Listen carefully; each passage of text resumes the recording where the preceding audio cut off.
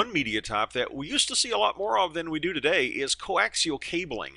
Coaxial cabling was popular back in the early to mid 90s and late 80s when it was used in 10 base 2 and 10 base 5 Ethernet networks.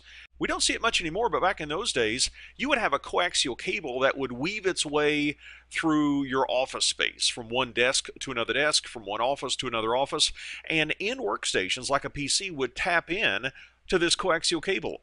You see on screen what's called a T connector, and we would take our PC and connect into that T connector, and the specific kind of connector being used here is called a BNC connector, and different literature defines BNC differently.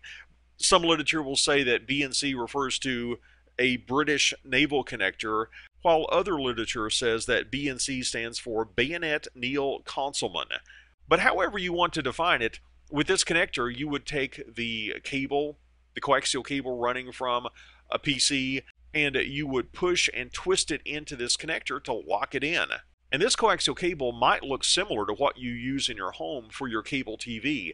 However, it's different. It's a different kind of coaxial cable. What you use in your home for cable TV is probably either RG59 or RG6. RG6 being the newer and better standard, but those cables have an impedance of 75 ohms. The coaxial cable used in networks has an impedance of only 50 ohms. And the specific type of cable that was used for 10 base 2, that's the thinner version, sometimes called ThinNet, was RG58. It had an impedance of 50 ohms.